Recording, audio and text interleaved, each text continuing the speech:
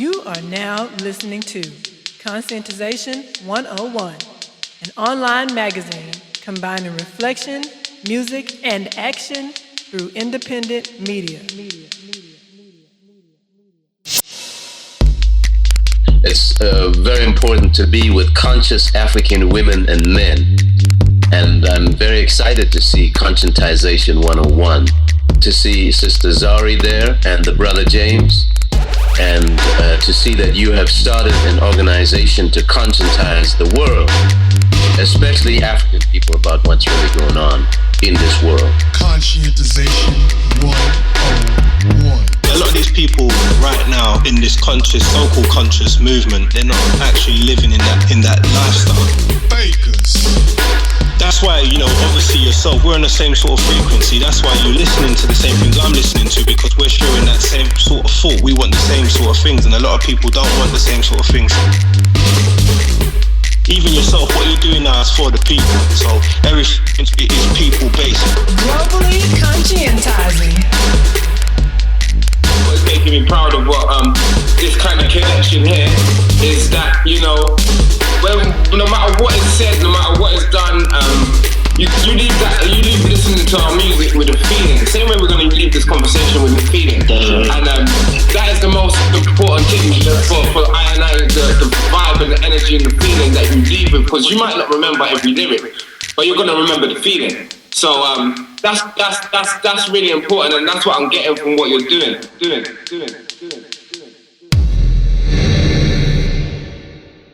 Welcome to another episode of Conscientization 101 Podcast.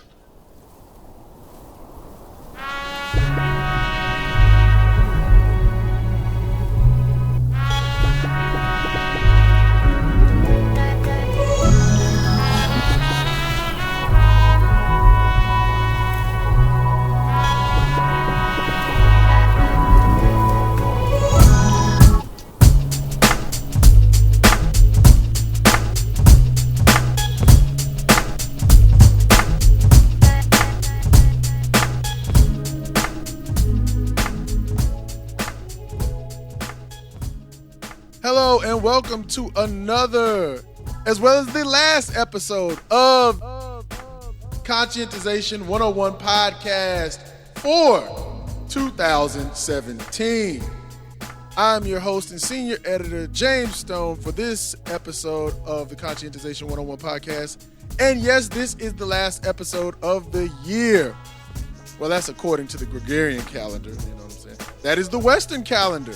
Okay, the white folks calendar, That's the thing about colonization. Not only does it have to do with expropriating your resources and labor, shit, them fools even colonized time, okay? And kind of got us like a cross-training section over here. Usually I'm on the ones and twos. I got Zari, she's being over there handling the ones and twos right now. She's recording this. Say hi to the people. If you can hear her in the background, she said hi. All right. But she's doing that, one day I'll be doing the managing stuff.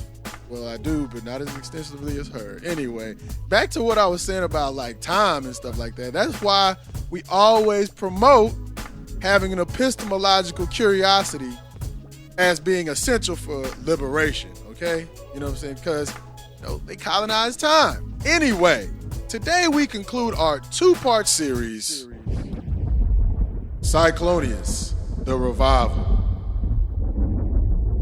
All right, I want you to remember these are only excerpts, and we will tell you how to get the unabridged interview at the end of the show. Now, here is what we will be discussing with Cyclonious on the conclusion of our series. The inception of Cyclonious' track, Invasion Day, and the history, culture, and brutal colonial living conditions of the indigenous people of Australia, Cyclonious' track, Garvey, and the importance of carrying forward the Garvey blueprint to carry forward African nationalism, and much more. Okay, thank you, sisters. All right. Before we get into the show, we know you all want to listen to more from the revival. But before we play some more from this stupendous album, I want to talk more about what I said earlier in the show regarding the colonization of time. I wanted to read an excerpt from our venerated sister Marimba Ani from her book, Urugu, an African-centered critique of European cultural thought and behavior. One mark of the new mindset is the concept of time. For the African, ordinary time is punctuated by sacred time, and time is valued according to what the community experiences. Therefore, we can speak qualitatively of different times because they are experienced differently. Christianization repudiates this concept as it demeans African culture and substitutes a secularized concept of uniform lineal time, suiting the more mechanized order which the European colonizers and neo-colonialists need to establish. Again, thank you, sisters. All right, now that's on page 186 of Marimba Ani's book, Urugu, an African-centered critique of European cultural thought and behavior.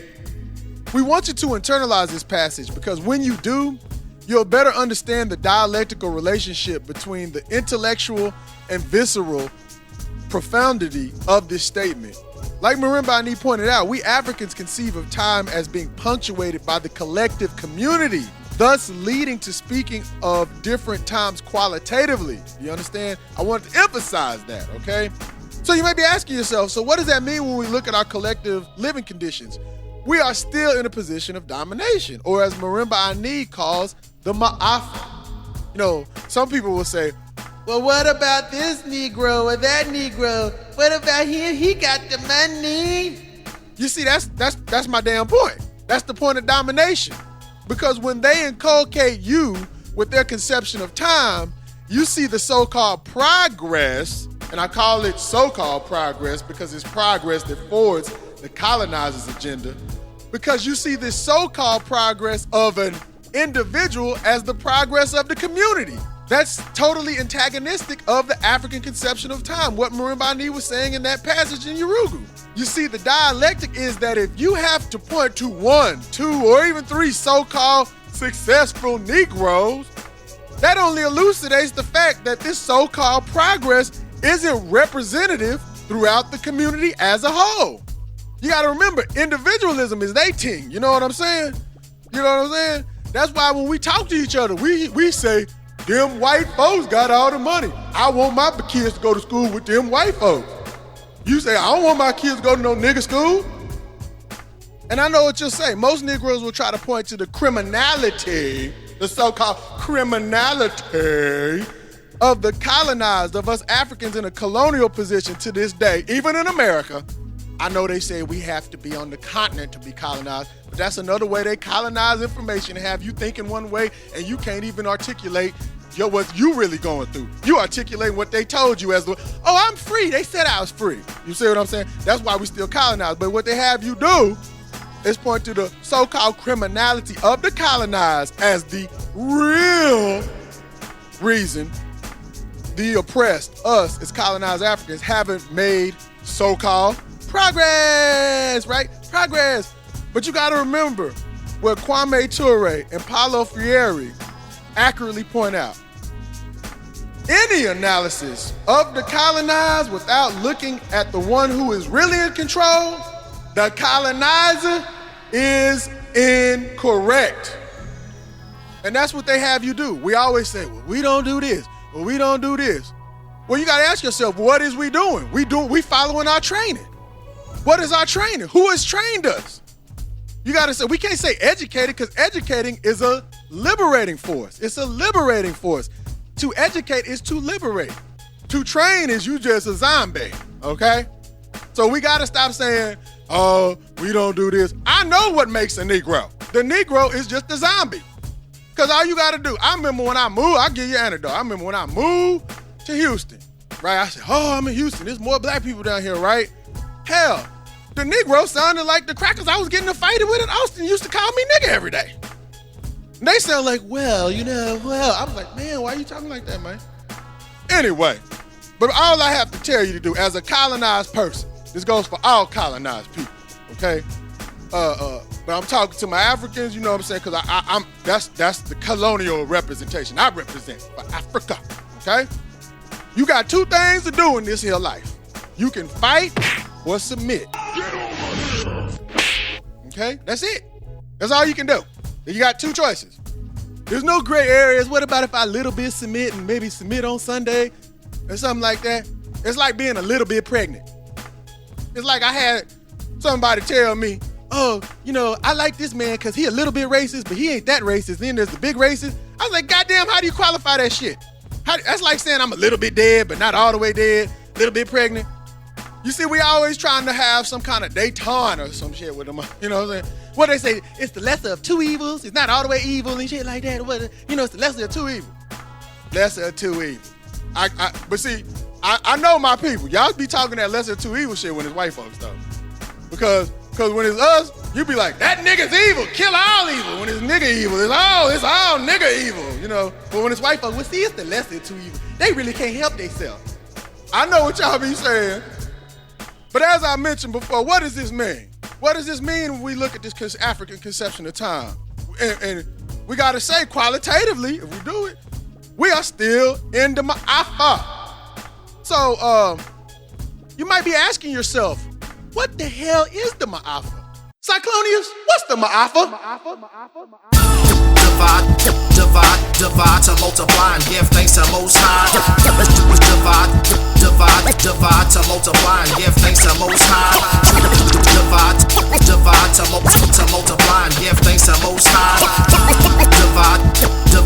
Divide to multiply and give thanks to Most High. Yo, the parasites are still eating while the pigs are policing. We're still bleeding. Eyes closed, never to wake and shake off these demons. Nations teeming, colonialism feeding between 1870 1900s. Start their teeth in aggressive military invasions. Fuck your feelings, you're 3/5 of a human being. That's the reason Ethiopia is Eden. They pulled that from the Bible quick. Gave you the curse of Ham, you stuck to the greatest trick.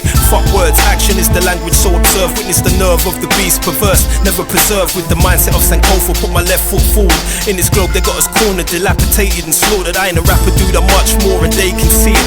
Fight for your mind and free it, for real fam, guarantee it. Divide to multiply and give thanks to Most High.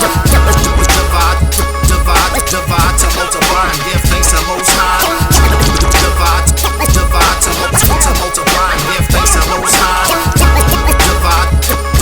Divide to multiply and give thanks to Most High. Social media, they glorify the way they crucify you and I. Their agenda for you is comply, consume what we supply. You're the fool guy, never deny, just stand by. Create and cultivate like a bonsai is my reply. Can you justify living in a pigsty? Swine policing your kind of outcome nullified. Scared of revolution, what the distribution signify.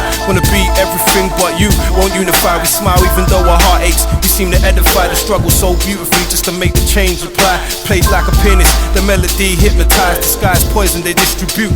You are advised, mesmerized by death. On the screen it's advertised over and over again until the trend is standardized. This is my scroll for your soul to go and analyze. Centralized, the deprived that's been colonized. Left foot forward, trample the awkward, uncivilized. It's how we move in these times. Next gen wise, speak the truth rather than lies. These bars are psalms, build a broken through these words. Build a nation from these palms. Hold my peoples with these arms so the world can see it. Fight for your mind and free it, for real I guarantee it. Divide to multiply and give thanks to Most High. Divide to multiply and give thanks to Most High. Divide to multiply and give thanks to Most High. Divide to multiply and give thanks to Most High. Eugenics, the population, targeted on our nation. Sterilization, food that you eat is abomination. Adjuration is the theme that my offer. Still we're facing, been through it all. Castration, down to cremation. Vaccinations invading your system, causing mutations. The outcome for things to come is total desolation. British Museum, hidden thoughts filled with Kemet. Try to unify and rise, end up like Emmett. Lord of the Rings, the people feeble just like Smeagol. Totally evil to defeat you. They move deceitful, they came for the precious but mock you like the movie. The message is to study and build or reside in the wreckage. The action's aggressive, depressive, it's never replenished. Far from progressive, excessive, world rule obsessive. Seasons of war, towers burned, deaths galore. Fans mowing down the public, carrot covers the floor. Police killing blacks like rats and settle the score. I'd rather die protecting minds than hugging the floor. Rugged and raw, this is war, it's been for years. The agenda is set, what is yours? I declare, I ain't a rapper, do that much more and they believe it. Fight for your mind and free it, for real I guarantee it. Divide to multiply and give thanks to Most High. Divide to multiply and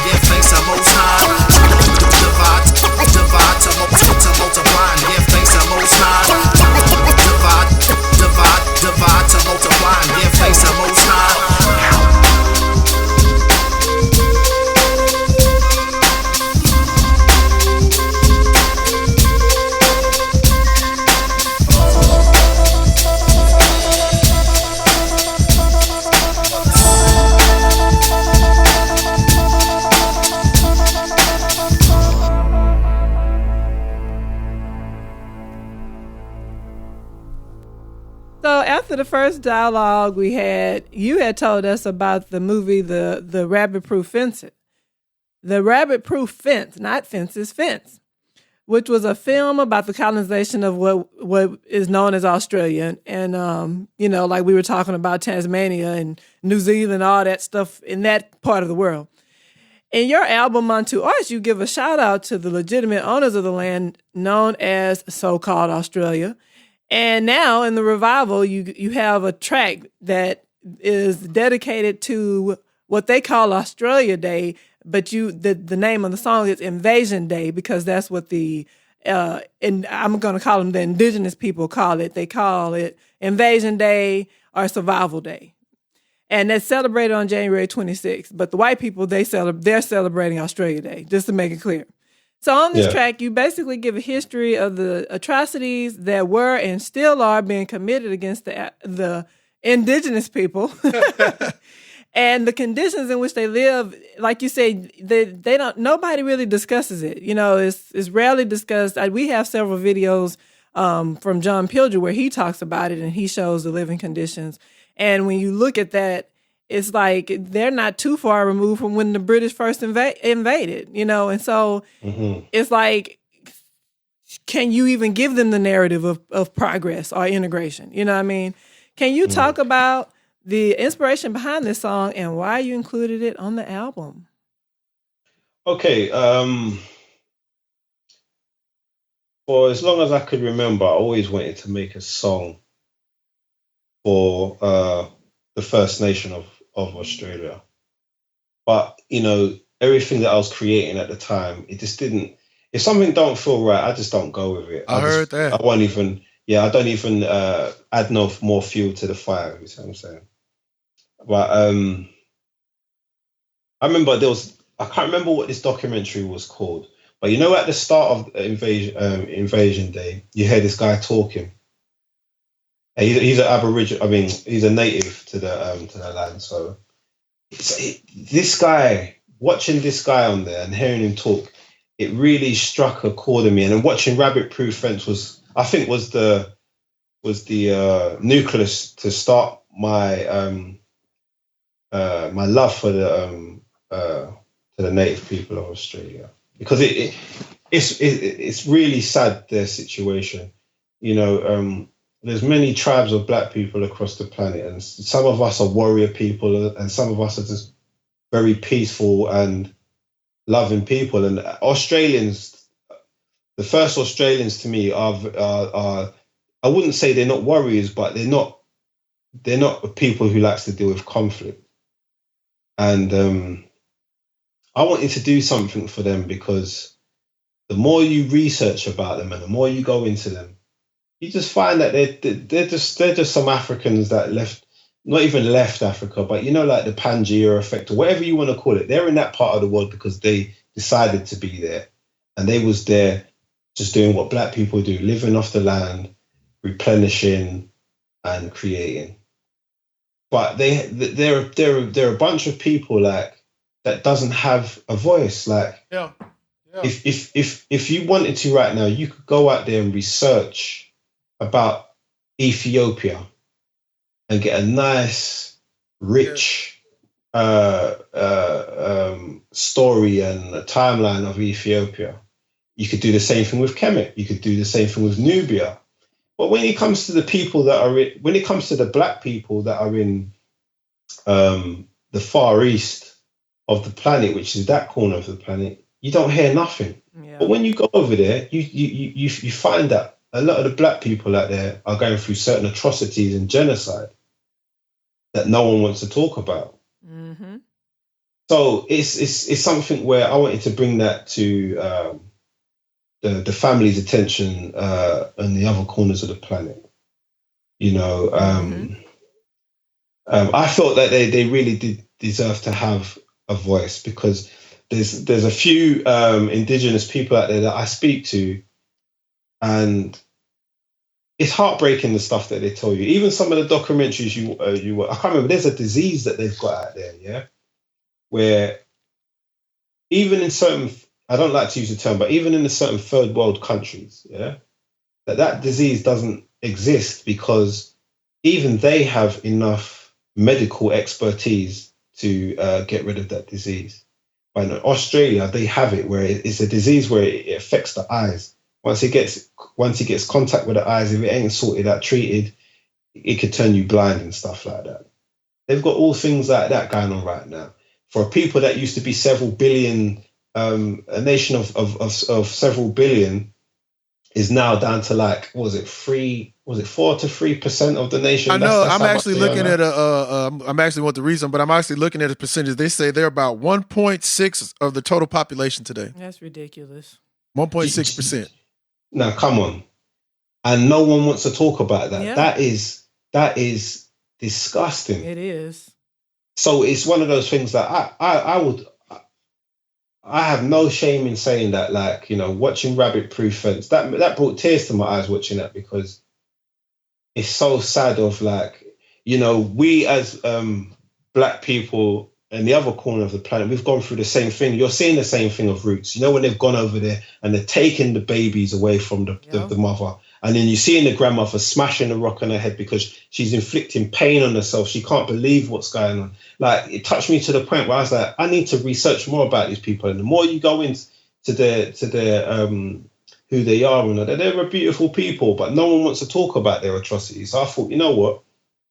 Let me do something where people have to acknowledge them, have to acknowledge what's going on. They have protests out there, and people, some of the fake Australians out there, I just call them the British here, and all these other people that are out there, you know, they want to not make their situation aware. Mm-hmm. They don't want them to be out there and have a voice. They don't push and televise when they're protesting about invasion. Exactly. So that's why I wanted to do that. I wanted to do something for them, not for myself. It's just for them. So at some point, I'm going to do a video for that as well. Mm-hmm. Yeah. And I want it to be powerful. Like, I know to me, the song is powerful as it can be for the amount of time that it is. It's like 3 minutes or whatever it is. I can't remember how long it is, but I want, when you watch it, I want it to spark interest, to spark anger, to spark sadness, to spark happiness. All of those things I want it to spark off, because, you know, it's sad, man. It's really sad, this situation. And the thing about it is, it's kind of like, that's the essence of settler colonialism. Sure, that's the essence of the world configuration that Western domination and culture has brought us to. And the reason, like you said, is when you take for instance, and make a comparison to the Palestine settler colonialism with the Zionists. It's happening in real time. But just like the indigenous people of this land, and just like how Africans over here, they want to say it's a racial problem, right? They want to act like it's a fait accompli. It's already over. Crocodile Dundee live in that motherfucker, right? Mm-hmm. But it's not that way. It's not that way. You sitting up there taking these, I've read other accounts of African descendant people. You see what I'm saying? And you look at these people over here, they were the damn majority. And sick Negroes, oh shit, I'm getting it. The sick Negroes always want to be empiricists because they've been trained at the Ivy League schools. I don't call it Ivory League schools. The Ivory League school, and say, well, the whites are a majority. How the hell do you make yourself a majority? You done a lot of killing. I come from a city, Austin, Texas, where we had 3%. It's less than 1% now. They done pushed all the niggas out. And you tell me how this happened in Australia. And the man at the end saying it's an indictment on the European spirit. It's an indictment when you had me watch Rabbit Proof Fence, Cyclonious, and I done read the accounts, how they take the first thing the colonizers do is visit the woman, and then they gonna amalgamate through that, rape the women and have the mixed babies, and then they gonna raise it up in the culture, and they have a whole systematic, methodical process to lighten up the race, as they say in Latin America, what a Negro told to me what they said. And so you see these feelings like, oh, well, you against this. I'm against a lot of stuff because just for political, I understand the origins of it. And you can't have 1.6% of the population, and you got these settlers. It's an indictment, and they talking about inclusion. Why I want to be included in your perversion? It's a decadent society. You need to take your raggedy ass home. Jailbirds. I mean, I'm just saying. I mean, when you read it and they celebrate it, they celebrate America.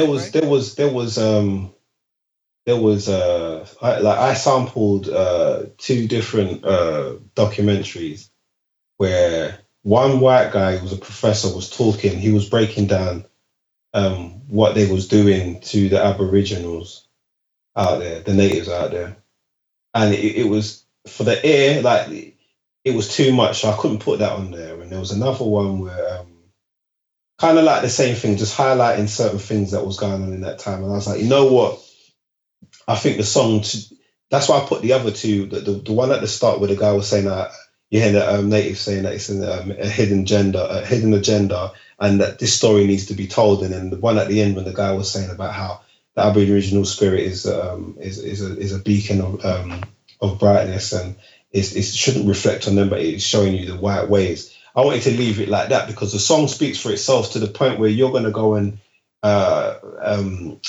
study it yourself, and then you will come across the real atrocities. Because the saddest thing is, what's happened to them has happened to all of us, all over the planet. The Americans, the Black British, the blacks in Brazil, and all that. We've all gone through it, but at least with all of us, we can turn around and easily grab and see what's. It's easy for us to touch out. It's invisible over there. It's invisible. Yeah, over there, they're like, no one really even knows about them. Yeah. They don't even, they're like a people that's just waiting to die, basically. Do you know what I'm saying? And let me, it's sad. Let me read. I want to read something because I wanted to bring it into the conversation because, shoot, this is what we do here. I'm reading from a book called, I got some problems with some of the stuff in the book, but I think this is a good point. It's called... Doesn't mean everything is wrong. Yeah, doesn't mean everything. I got a problem with everything. My global journey, that's my first problem with it, in search of the African presence. It's by Runoko Rashidi. There's some other stuff, from praises to celebrities helping Africa more than black people that he says in this book that I have a problem with. I just have to say that on here. But he went to Australia, and he said this, I have since visited the continent on 6 occasions from November 1998 to October 2008. But while I was in college, I had a chance to read an article in the Los Angeles Times about the brutal treatment made it out to Australians' Aboriginal people by the English convicts, administrators, soldiers, and missionaries who landed in Sydney's Botany Bay beginning in 1788. The article told of scores of Aboriginal people being tossed to their deaths from high cliffs and of rewards being offered for the scalps of black men, women, and children. All this and more I was later to confirm for myself, but I learned that during the 19th century, it was not uncommon for whites to shoot Aboriginal people for use as dog food. Indeed, during certain periods of martial law in Australia, it was not a crime to murder a black man.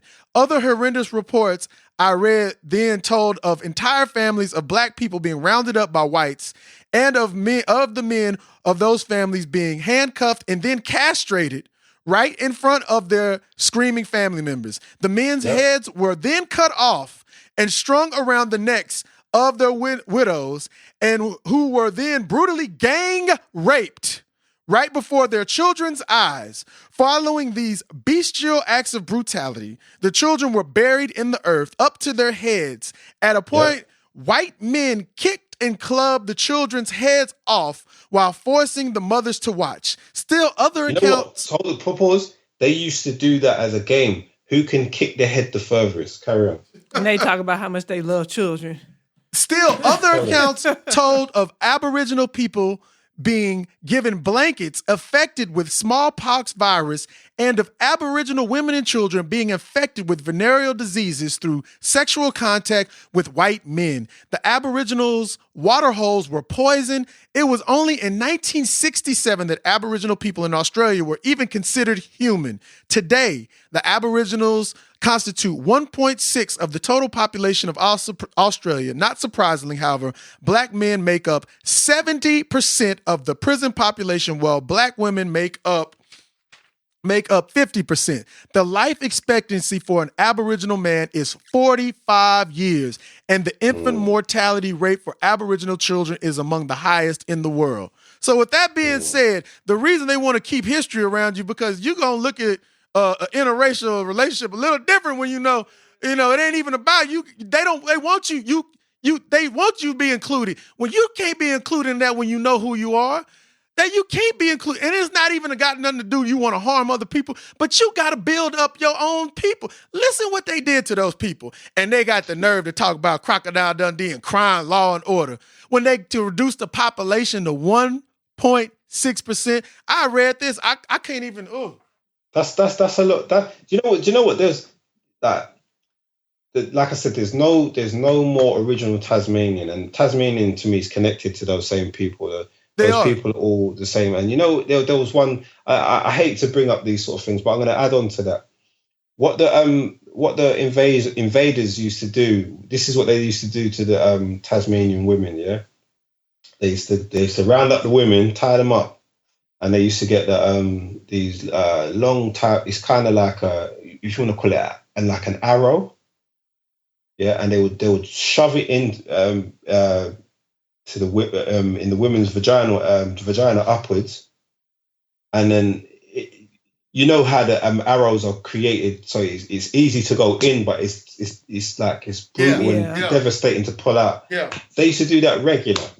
Mm-hmm. You know what I'm trying to say? Uh-huh. And these are stories where, like, it's painful to hear and all that stuff, but this is what we need to know, because these people that are ruling over these people and are there, they're only there through what's happened in the past. Mm-hmm. That's right. That's right. That's right. DNA is still inside them. I'm not trying to say that that's what they're doing now, but if they really cared and loved you, as all these people try to say how they're civilized, they're civil people. A civilized person, knowing that land doesn't belong to them, they would either say, look, we're here now and we're sorry for the past. Let's all get along. They would make sure that you are a part of society and a part of the construct. They are not doing that. Mm-hmm. Right now, where them people are, where they're settled, where a lot of the indigenous are settled out there, they want that land because that land has resource there, has rubber and all sorts of other things there. They want them off that land so that they can take this thing. They have no love for those people there. And that's the same thing what's going on in anywhere on the planet when it comes to any person of color. This isn't me saying stuff out of hate. This is just facts, because that's what I like to deal with. I like to deal with facts, factual stuff. And factually, not all white people are dangerous like that, but everywhere that they've gone, they have never gone there and came there with peace and love. Because that's their policy. That's their policy. Exactly. You can't look at them individually, but their policy as a group was to destroy and steal. It's survival. Yes. And you also... Go ahead. No, I'm saying that's why I love Cress Wilson, because when you go into... Because she's not coming there just spewing out of the mouth. She is a person. She's a psychiatrist. Mm-hmm. She looks at issues from the mind of the people, not the people themselves. She goes into what makes them tick the way that they are. And when you go into that, their thing is survival, because when they was in their boats, because remember, they're an early race. When they got in their boats and they sailed around, everywhere they went, they saw black people. Mm-hmm. We're everywhere. They give you the illusion that the words like minority, but we are not the minority on this planet. No. So their thing is, it's genetic annihilation we're dealing with here. When they come amongst you, they're coming to you to wipe out. That's like, again, the Australians. They're nearly wiped out. The Tasmanians, they don't exist no more. When you go into Indonesia and those sort of places, even they're going through hell right now. The blacks in Indonesia and them places there. Like, when you come into, no one knows much about the Aita people, the blacks that are in like the Philippines and Thailand, and all the people that settled in all those places first, and then got all of those people in all these places that we're talking about, they all got pushed to the hills and the mountains and the jungle parts. Mm-hmm. You see what I'm trying to say? Mm-hmm. And you can see genetically where all of these other people they're the offsprings of those people. Mm-hmm. It's just like, who was it? Paul Mooney, when he said you have to be careful when you when these other nations look at their family tree, because when you shake it, a black person will fall out of it. Yeah. You know? And the thing about it is the real thing to get people to say, well, how do you combat that? It's all through power. No matter if they want to genetically annihilate you or they want to love you down. The point is, as scandalous as they are, our real job should be to gain our own power. And in that, you can neutralize their agenda. You see what I'm saying? But like you said, you have to have an understanding where it starts. Yeah, we could go to Australia today. We can go to parts of even Texas today. You don't see the first and the consequences of an event do not start if it ended its point of occurrence. It reverberates. They did all that to where they can have the nice homes. I've read in Australia how they reduced them to like desert portions of the country and the most unarable land, and they get the best land that used to be their indigenous lands for thousands of years. That's what they did to us in South Africa. That's what they did to us in South and Tanzania. Tanzania. That's what they're doing to the Palestinians. That's what they do in the Congo. And that's what they do in the Congo. And once you understand have the context that this is all colonialism, and this is what they were doing to their own people. Before they went to war, they did that to the Irish. They did it to the Irish. Yes, they did it to the Scottish. Like, you know, this is nothing new. This is what I'm saying. That this is the whole point of the revival. The revival is basically just trying to say to you, stop being a fool, stop being led, start to do your own research. Because when you start to look at things, you know, history is best qualified to make us know. To get what the lessons we need to know for today. Exactly. Yeah? So what we need to do is to look at a situation, study it, and make sure from now on that shouldn't happen again. Mm-hmm. Get me? Once bitten, twice shy. You see what I'm saying? That's not supposed to happen again. Yeah. It's like even with the levels of racism and the mindset of black people in Texas, even that should be something that we should be looking at and pushing out, because that is a place, if you go back in a certain point in time in Texas, black people's getting hung regular out there. You ain't got to tell me. In the recent history. You ain't got to tell me. I got stories. But that's exactly what I'm saying. That was happening then and it's still happening now. But I guarantee you, when people focus and look into America, I'm talking about from someone from the outside looking in, there's two places that people think of straight away: New York and California. Yep, that's it. And everything else, no one really cares about. Yep, we know. But it's the same way here. But ultimately, what it should be is that us as black people, we should be having a connection with all of our black people everywhere across the planet. Because I guarantee you, if like over here, there's a Chinatown in the major part of London. There's a Chinatown, but in other places they have a lot of Chinese restaurants here. If a Chinese person comes over from China and lands in London, guarantee there's going to be work for them, and it's going to be Chinese people putting them into work. Mm-hmm. So what I'm trying to say is we should be having connections between us people all over the planet. Yeah, and we should be opening doors to each other like the other people do, and we should be flourishing. Yeah. Because at the end of the day, like all this whole conversation's been about our resources, our contributions to the civilization, our entertainment, everything that we do, everything about our whole being is in the billions to trillions. Yeah. Yeah. But little things like music, hip hop is in the billions now. It's the leading selling music. That's ours. We do not control that. We don't control it. That's the point. Our food.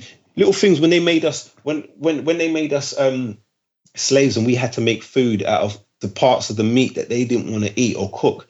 Now that's a delicacy. They want to call it soul food now. They want to call it West Indian cuisine and all that sort of shit. Mm-hmm. Yeah. Yep. We need to start being in control of our of what we do.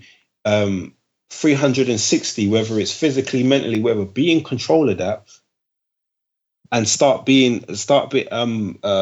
holding each other accountable for everything, and then reviving that great spirit that we once have. Because right now everybody's docile, you know. And it's not trying to lead it away from the Invasion Day, but I'm saying that Invasion Day, it's all connected, man. It's all connected. Yeah, the whole point of that song was to show, like, you know, to tell the same tale, but give them a new spin on it. Like, it's not new to me, but I know a lot of people that listen to that, they normally hear us talking about Africa and, you know, Kunta Kinte and all of that sort of stuff. You know what? Oh, go ahead. There's just, you know, there's always a new tale to show you, and it's the same technology that's been used. Yep. When I listen to the song, it's basically it's a song talking about another group that was affected by settler colonialism that doesn't even get a voice. You see what I'm saying? Exactly. That's another thing, because they spread us so far in the globe, and we are an ancient people that, you know, they couldn't deny it. So they try to confuse us and say it's not colonial. Colonialism only happened on the continent. You know, no, we have if we use our own African social theory, we'll say colonialism for us also implies that they took us from home and then put us in these different territories. It's all based on our center, but it was another in that long history of Western colonial imperial domination, a group that doesn't even get honorable mention. But you see what I'm saying? And it's so sad. Like they're being terrorized in a basement somewhere, you know. Exactly. And nobody can hear them. Nobody can hear them. And also going back to what you said, Sykes, about, building up our own independent capabilities. And we have to understand, and it's hard. Don't get me wrong. It's hard because that's why we listen to the revival. It's going to start small. You see, it's not going to be on Instagram, where I saw somebody on Instagram a while ago. This is why I don't even mess with this stuff. It was like a couple months ago, said, don't buy, just crazy bombastic statements, which lets you know that you are actually powerless and you're actually projecting that when you run around murder mouthing. It was like, don't buy nothing if it ain't black. Buy 100%. If you ain't black, you don't need it. But you're on your iPhone. Mm-hmm. You have a program. Mm-hmm. So let's be pragmatic and stuff like that. I don't buy nothing unless it's black. So you Verizon is black owned. The Coltan in the iPhone is black owned. We're gonna start small, but we gotta capture our markets where they're not looking, and that's how you build it. But we've been taught this Hollywood mentality that it's all or none. This is how we get it. We have to start. We don't even understand how things work really small. If you think they took us over, they think we got taken over overnight. You know, they worked their plan with us for millennium. Mm-hmm. We didn't just get like this overnight. You know? So, because then that would mean that we weren't fighting at all ever, if that was the case. So that can't be true. Exactly. The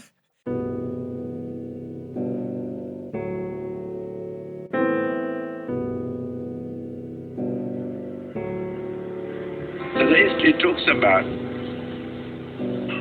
that our culture, our law has been raped. It's a sad story, but that story needs to be told so the world can understand, the world can know.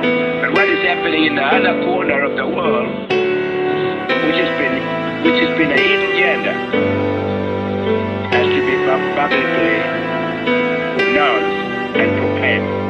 The first Australians had 250 tribes, all with their own languages, laws and territorial boundaries, different ambages, stretching over the whole continent. 1.6 billion lives trying to thrive, all competent. The English was running out of places to house the convicts. The Queen instructed Captain Cook overseas was the project. January 25th, 1788, 11 giant ships entered the harbour, Orang's Gate. Each ship had 1,300 people on board, half were convicts, the rest were all soldiers in accord with the mission. Been sailing for 8 months from England, arriving at this strange land with men, women and children. The native lit fires around the harbour yelling to leave. They thought they were devils devilishly, came to deceive. At first light the order is given to disembark. For Aboriginals this is the start of a broken heart, and they pray that you fade away.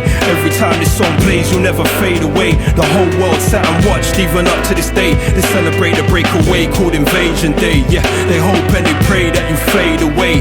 Every time this song plays you'll never fade away. The whole world sat and watched, even up to this day. They celebrate the breakaway called Invasion Day. Arthur Phillip gathers supplies from London so we can win over the natives. He also gets instructions to occupy these new places, as they are now seen as British territory oasis. It justifies himself, calling them animals, abrasive. The red coats dance with the natives for 3 days, a sly way to earn their trust and change how they behave, while they chopped down trees and started clearing the land and territory already occupied by many clans. They quickly learned that the men in red all bore arms and to be avoided or they would all face harm. Smallpox wasn't native to the First Nation. This infestation nearly brought annihilation. The British wasn't affected by this disease, they was immune. Carriers that brought the nation straight down to the tomb. Life shattered, families scattered and torn apart. For Aboriginals, this is the start of a broken heart. And they pray that you fade away. Every time this song plays, you'll never fade away. The whole world sat and watched, even up to this day. They celebrate the breakaway called Invasion Day. Yeah, they hope and they pray that you fade away. Every time this song plays, you'll never fade away. The whole world sat and watched, even up to this day. They celebrate the breakaway called Invasion Day. They hope and they pray that you fade away. Every time this song plays, you'll never fade away. The whole world sat and watched, even up to this day. They celebrate the breakaway called Invasion Day. Yeah, they hope and they pray that you fade away. Every time this song plays, you'll never fade away. The whole world sat and watched, even up to this day. They celebrate the breakaway called Invasion Day. All those can never kill the Aboriginal spirit. It can. Man has done terrible things to the Aboriginal man, the physical part of us. It has caused everything you've said it has. The degradation has been there, but that's just a reflection on the European white ways, not the Aboriginal spirit. The Aboriginal spirit is a shining, pure spirit which still is part of this.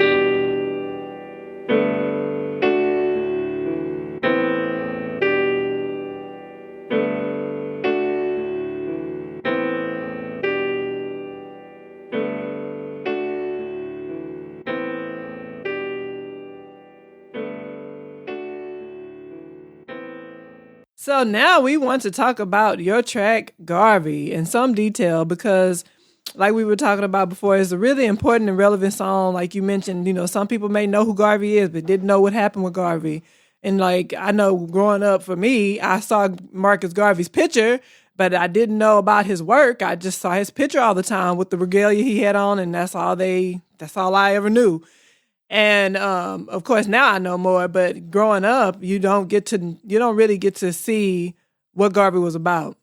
Mm-hmm. And in this track, you give a real succinct history of Marcus Garvey's life and his work as an African nationalist. And we want to play a clip for you and for the audience from a talk our late dear brother, Dr. Amos Wilson, gave at the Slave Theater in New York. Brother Amos has lectured and written extensively on the work of Marcus Garvey, one book being titled African-Centered Consciousness versus the New World Order, Garveyism in the Age of Globalism. And in this clip we are about to play, Brother Amos talks about our essential need for African nationalism and gives a proper analysis of the nature of nationalism. So we're going to play the clip right now. Cool. There's only one serious leadership structure available for African people. And that's the leadership struggle provided by African nationalism. It's the only way to go. There's no other way around. You must understand, but see, some people have deceived you about nationalism. What nationalism is and what it isn't. Some people have told you that nationalism means race hatred. That it means, one race being superior to another race. It's the same kind of joke that they tried to tell you about Afrocentrism being the mirror image of what? Eurocentrism. It's a joke. It's not true. Understand what nationalism is. Nationalism is an ideology of 1,000 faces. While we may have a similar sense of what it is, it involves no one definition that can be agreed on. No two types of nationalism are the same, ladies and gentlemen. And we have to recognize that. Nationalism is very important. Nationalism, allied with the sense of nation, offers unity and mutual support, solidarity and identity, structure and cohesion to people who otherwise may feel atomized, insecure, vulnerable, and bereft of stabilizing norms, values, and affirmative social relations. Through nationness and nationalism, the individual transcends his existential aloneness and shares in the much broader virtues and power of the group. His power and that of the group to which he belongs are one. And let us look at nationalism. Nationalism creates focused power which enables the people to achieve ends, which is separate individuals pursuing their own unrelated self-interested ends they could never achieve. The power generated by nationalism is the bane and harbinger of destruction for those who wish to establish or maintain imperial control over other people. What are we saying here then? That some nations may use nationalism as a means of unifying themselves, of creating self-determination, and after doing so, to fill themselves with an ideology of racial superiority and an ideology of manifest destiny, and using their nationalism combined with the sense of manifest destiny and racial superiority, enslave other people and colonize other people. And this is the essence of European nationalism. But the essence of African nationalism is a different type and of a different kind. And we have to understand that clearly before someone confuses us. Black or African nationalism is a nationalism of liberation and self-determination, not of conquest and domination. It is premised on the precept that blacks and African people shall not be the subjects of another people, nor should they subject themselves to other people.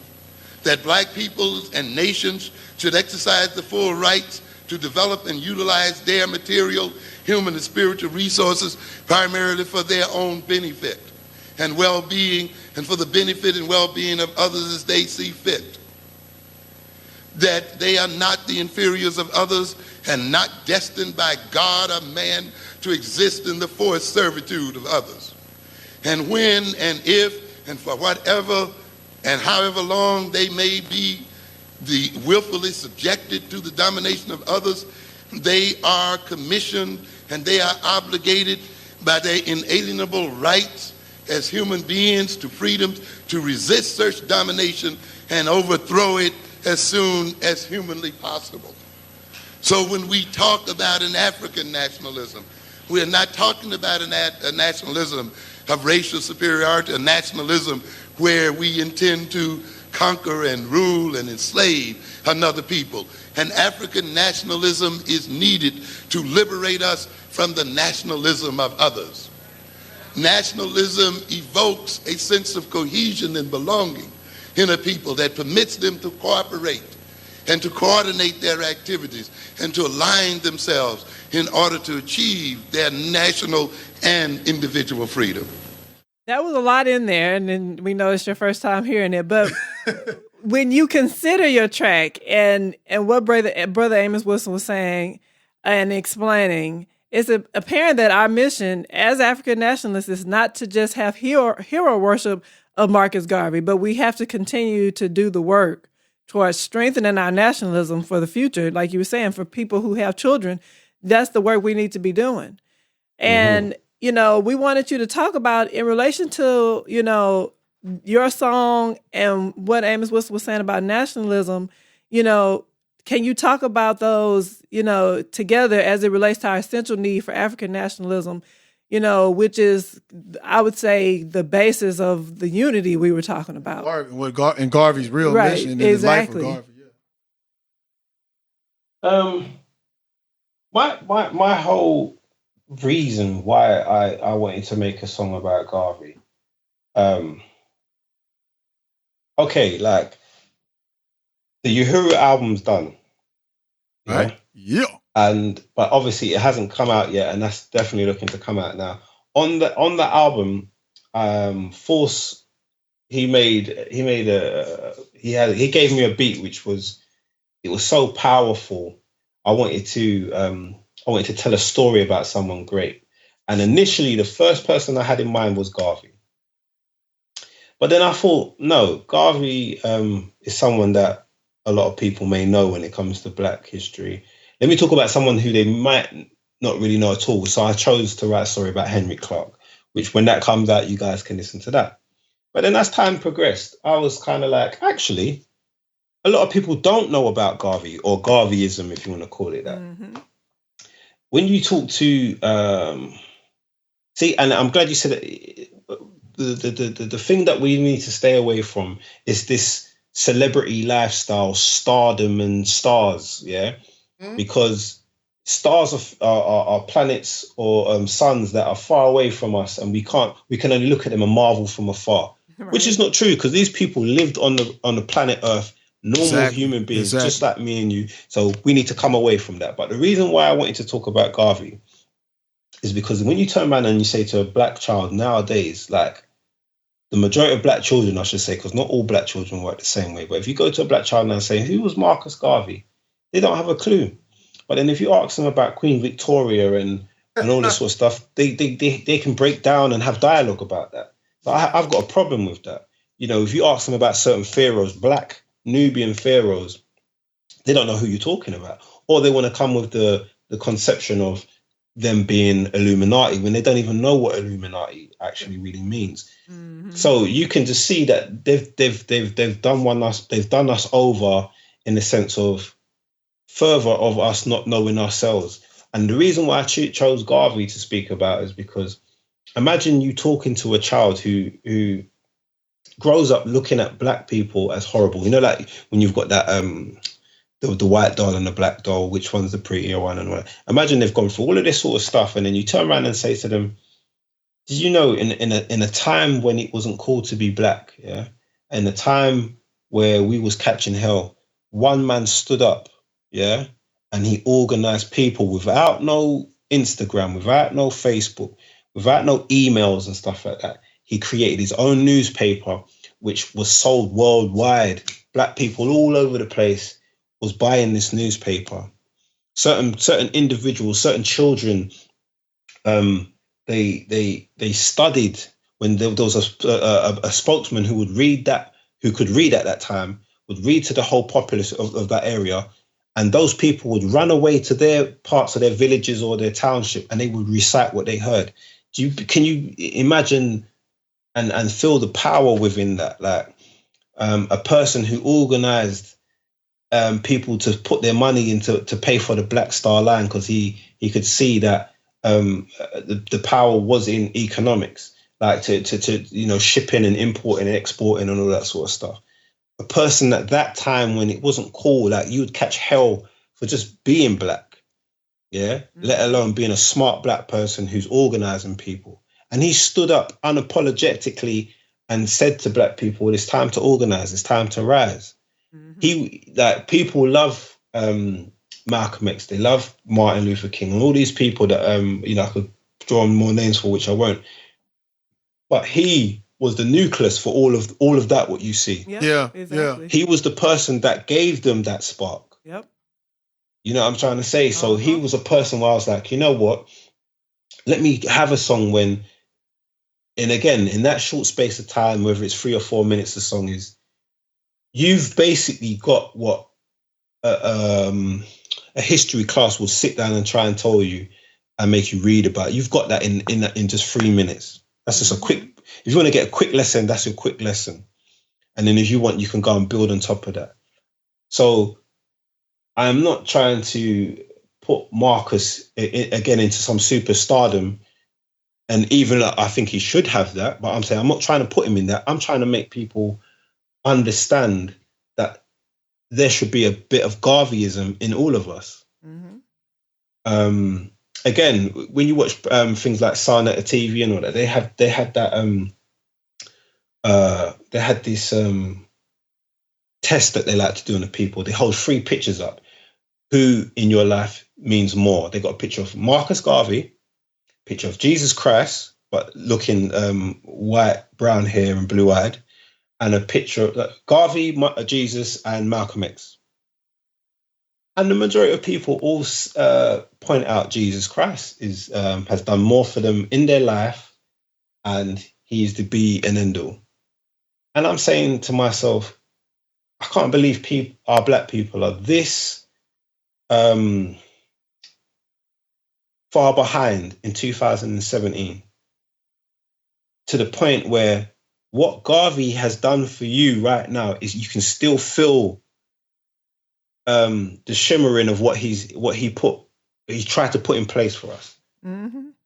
Even Malcolm X is a bit more closer. So those two people, you can turn around and say, you know what, these guys have done more for us. Now, it's debatable that I'm not trying to destroy anybody's religion or anything, but it's debatable even if Jesus Christ even existed. Mm-hmm. Exactly. But we're talking about, you've got two people that is documented. You can mostly go to their gravesite right now and see these people walk the planets of the earth, and they died for you. Mm-hmm. So to me, what Garvey was is so important that I thought this guy's story has to be told, and it has to be revived in 2017 and beyond, because it's not just for this year, it's for the future. It's for when my daughter gets older, I'm going to say, yo, check this out. Boom, play that. Don't even read the book, because even though I've got like a few books in him, don't even read the book. Listen to this and tell me what you think. Mm-hmm. You know, so, you know, that was my, to me, Garvey is very important, and his story needs to be told, it needs to be studied, it needs to be re-looked into, not to copy what he done, but to continue the work, to move forward from that, because he laid down the blueprint of how to get it, how to make things change for yourself, how to organize, you know? Mm-hmm. Yeah, and that's the reason why we like played the clip, because it's just like the essence of what Garvey was laying down is not, you know, I'm Marcus Garvey, I'm your Messiah. It's African nationalism. Exactly. And that's the essence of it. And, you know, while it is disheartening to show that when you ask the average African on the street who did more for you, well, you look at the institutions in our community, you look who holds the power, and we also have to understand that they have waged war on us. It's normal that they're going to pick that Jesus picture because that's the war they waged on. And like the first thing, one of the things you said when we did an interview, we're at war. And so if we're at war, it's not surprising that we're not going to know who Marcus Garvey is. So the true essence of Marcus Garvey work, like you said, not to be a superstar, say, oh, Marcus Garvey, it's over with. I'm happy with the little Marcus Garvey Park they got in Britain and New York, and that's it. It's to you when you'll see the essence of what Marcus Garvey's talking about when we have an Africa town wherever we go. You see what I'm saying? That's that nationalism. Exactly. Yeah, so that's exactly right. That's the importance of that. So, and here's the thing that I told you in email. It's kind of like it can make you tear up because he did die like broke. You know what I'm saying? This guy who tried to give it all for the people, and those of us who know that have a responsibility to build that nationalism that Amos Wilson was talking about, because that's the essence of Garvey. If he started a paper, he didn't start a paper to ego stroke. He started a paper because he said Garvey's always talking about power.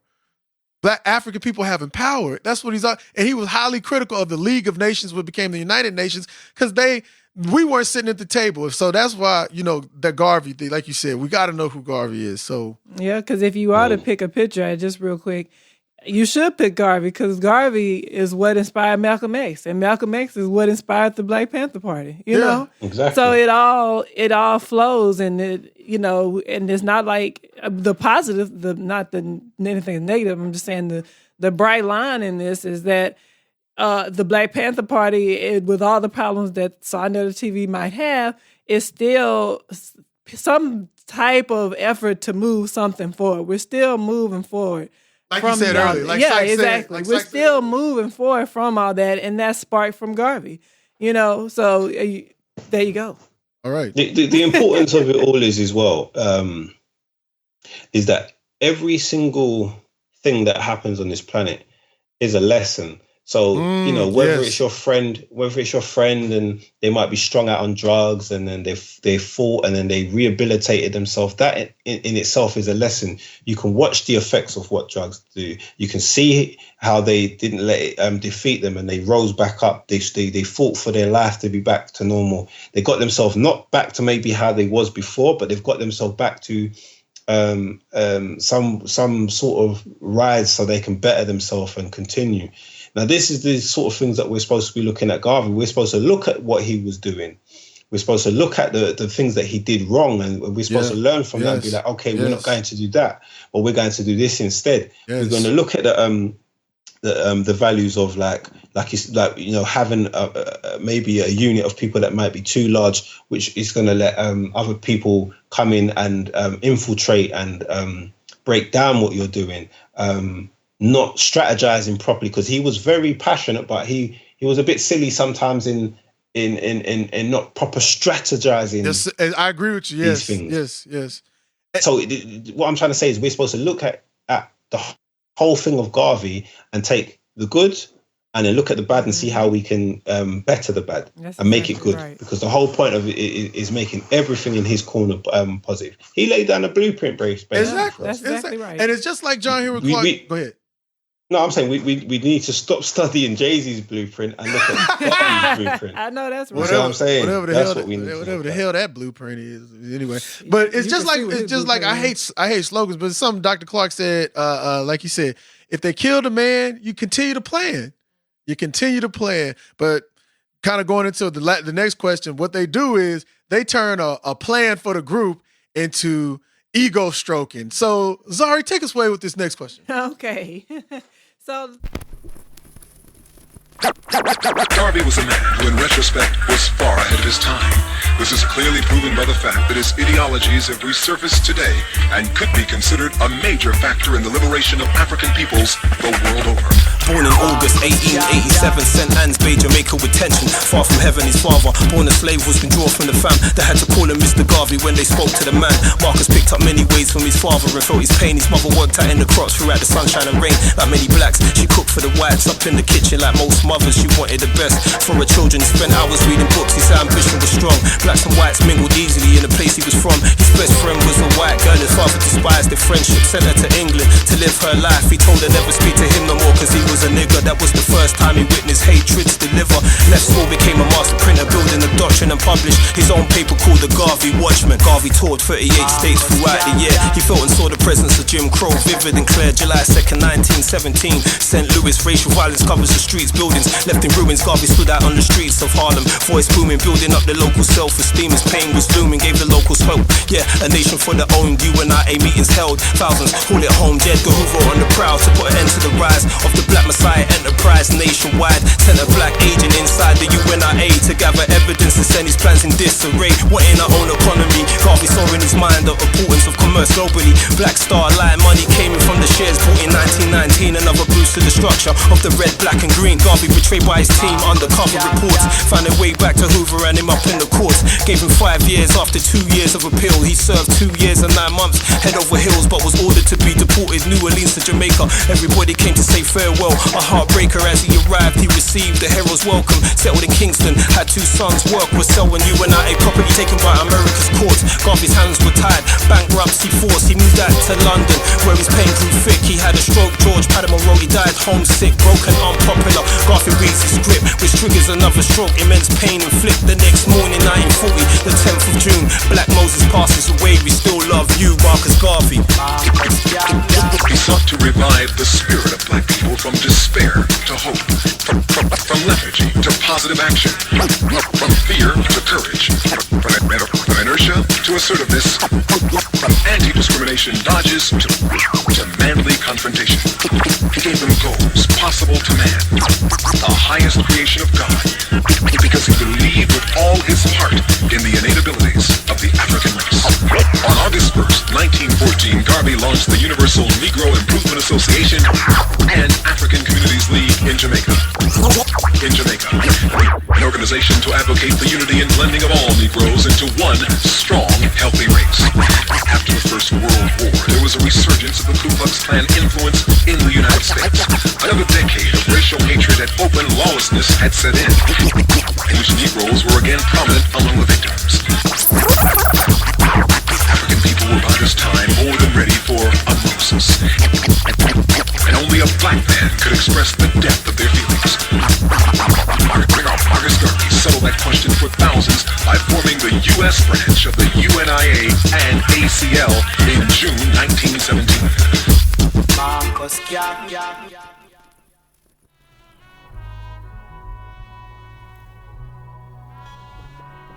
All right, this is where we got to leave it for now. That is the conclusion of our series, Cyclonious, the Revival. But remember, these were just excerpts from part 2. If you want to listen to this dialogue in its entirety, all you have to do is go to our store. And there you will have access not only to this particular interview, but to all of Conscientization 101's unabridged interviews, musical commentaries, and merchandise. And most importantly, you'll be supporting 100% independent media. Anyway, like we always tell you, we promise you the unabridged interview is what you really want to listen to, because the podcast was just the tip of the iceberg. We touch on so much more with Cyclonious, and that's why you want to get the unabridged interview, because I'm going to tell you what we cover that you didn't hear. I'm going to tell you I'm going to let you know what we covered, but that you didn't hear that you can only get with the unabridged interview. I'm going to let you know what that is right now. The European social theory of individualism and how it adversely affects African and other colonized people. The importance of group organization and consolidating power to repair the African nation, and staying grounded to balance your ego. So pick that up today in our store. Tell a friend, tell them to pick 2 or 3 up. Pick up the whole series. Pick up all of Cyclonious' series. We got a whole bunch of them. Pick up all of Cyclonious' catalog as well. And speaking of his musical catalog, we're going to get into what songs this episode has featured, okay? And they are not listed in the order they were played, by the way. Cyclonious, My Alpha, Invasion Day, Garvey, and Mayat from his album The Revival. The Force, Wild Wind That Blows, instrumental from his Wild Wind That Blows with Cyclonious EP. All right, we wanted to thank Cyclonious for taking his time to dialogue with us. And for more info on Cyclonious, the natural disaster, check out his social media and affiliated websites at Twitter, Instagram, and Facebook. You can find him at Cyclonious. Website, cyclonious.co.uk.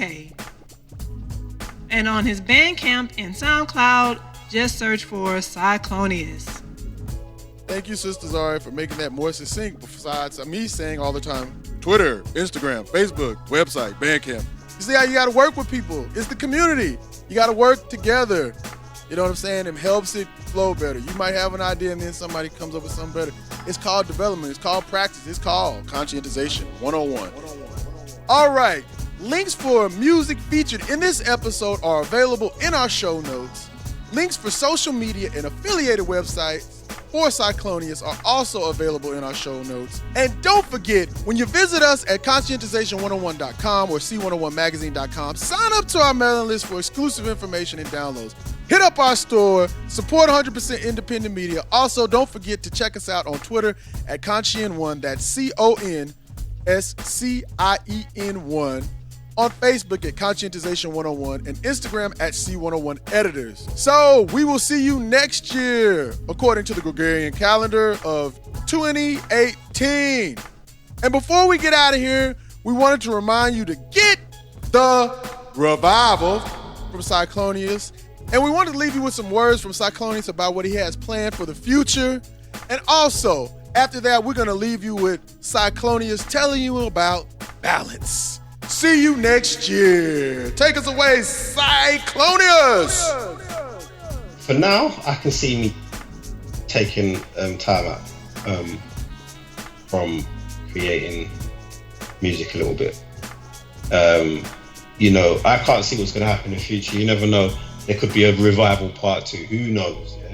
Yeah. But what I will say, what is like, I done an album called Heroes for Hire. That was a comic book audio CD that I done. Part 1's already out. Part 2 done, and that's ready to come out. So that at some point is going to come out,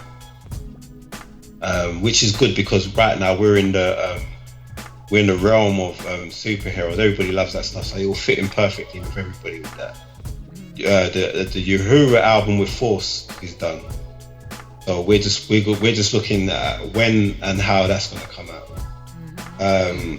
I'm very much into writing scripts and I've done a few. I've written a few scripts for music videos, and I've directed them. I've done a couple of Forces. I've done a couple of my own, and then other people's ones that I'm writing right now. I'm looking to do that film I told you guys about still, especially now the revivals are. All I need to do is just shoot videos for it. I can put my energies around that now to just finishing the script, getting the actors together, and practicing what they need to practice, then filming.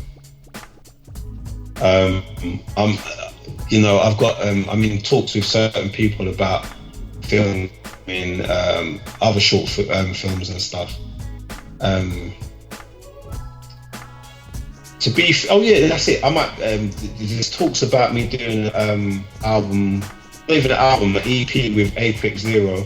Okay. Which that to me will be very interesting because I like that brother's spirit a lot. Like he reminds me of myself in some ways, but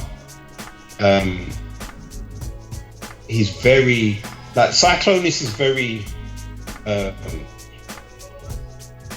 There's a lot of shades to my character. Like as you can hear on the music that I do. 1 minute I'm chopping off heads, next minute I'm talking about Invasion Day. I jump on many different concepts and stuff. While I find EP.0, he's very much in the trenches. Like. I see. This is how I see rap artists. I see us all like superheroes. You know, you got the Avengers and you got all these people like that. Right. I see us. We all got powerful things to say, and we're all very, very powerful with our vocals.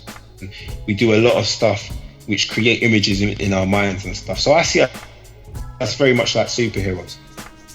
And I see him. I hate to put him on this thing, but I see him like a Wolverine. Like I think. That's why I had that song called Powers Combined, because I know Cyclonious is the natural disaster. I work a certain way. EP.0 is like he's another form of me but different. And then Black Stacks from Seattle, to me, they're very soulful, but they're very potent as well. And we all share the same vibrations, but express it differently. So that's something where I'm very much interested to see where that CD goes. We haven't started doing anything yet. It's all talk at the moment. But touching back on quickly before I end it off, like Uhuru is, I would say, if anybody who's heard the revival or anybody who likes the revival, would definitely love the Uhuru album.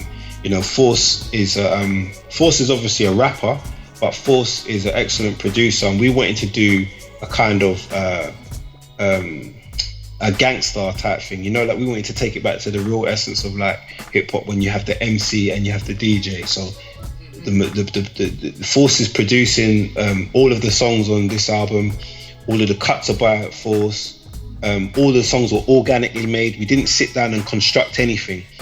The beats was given, and certain cuts and all that was there, or certain cuts wasn't there, and I started to write, and everything just happened the way it happened. But the album is very powerful from start to finish. So if you like the revival, you're definitely going to like Uhuru's very powerful album, and it's another undeniable album. That same word we used before. It's the music on there will stand alone in time and will shine.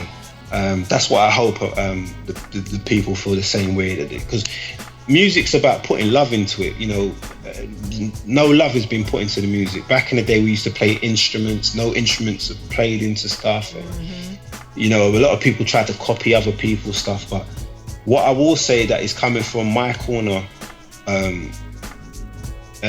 is going to be very entertaining, very educational, and very potent.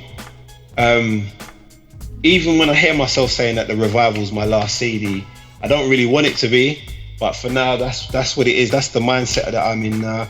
Hopefully, a burst of energy comes back with a new way to how to attack the scene and how to lay it down for my people happens again, which I reckon it will do in time. But I think my calling is just to be artistic and spread the message in different ways, get a bit more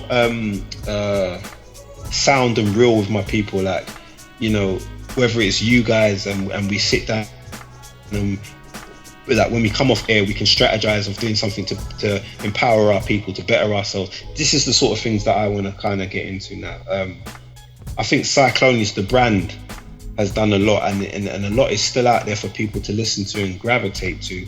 But what about as Cyclonious, the man? That's what I want to kind of get more into and do things to better myself, and to better my family and to better the community. That's kind of more what I want to get into. So I'll say this, that you know, I'm not finished. I'm not trying to say I'm going to run off the planet and you never see or hear me again. You will see and hear of Cyclonious a lot, but hopefully it's going to be in it's going to be much more of a broader light. That's what I want to do.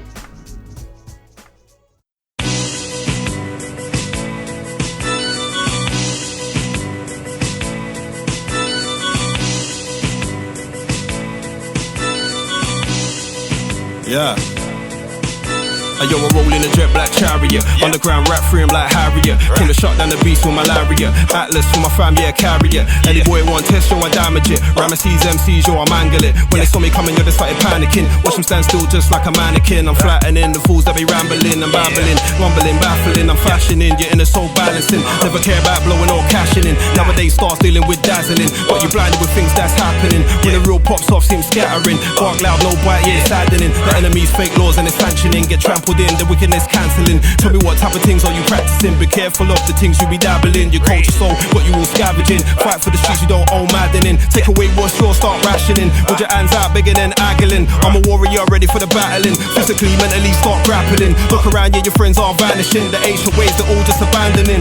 The past was immense, what we do right now was the future. Let the power commence. Won't sit on the fence when the atmosphere's dense. The power's aligned, the buck commence. Open your mind, the old and the young in line. My up, the planet's aligned, you're there on the grind. For the fam, yep, that's fine. My up, the planet's aligned, the race against time. My energy and yours combined. My up, the planet's aligned, forever we shine. They wanna take what's yours and mine. My up, the planet's aligned, open your mind, the old and the young in line. My up, the planet's aligned, you're there on the grind. For the fam, yep, that's fine. My up, the planet's aligned, the race against time. My energy and yours combined. My up, the planet's aligned, forever we shine. They wanna take what's yours and mine. My up, the planet's aligned.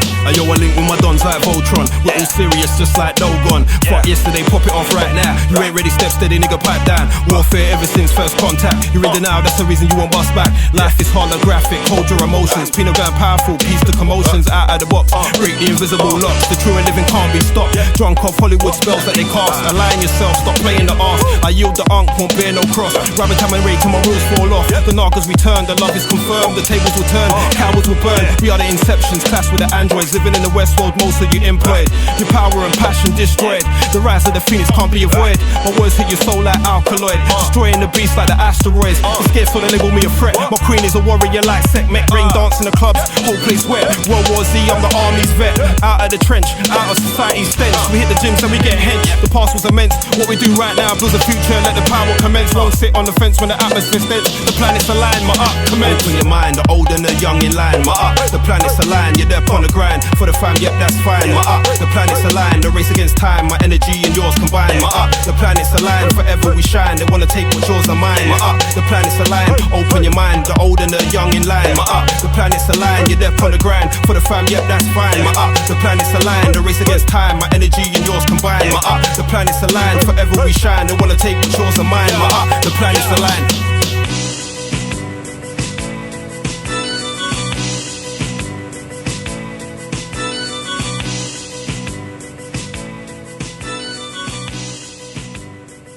Conscientization.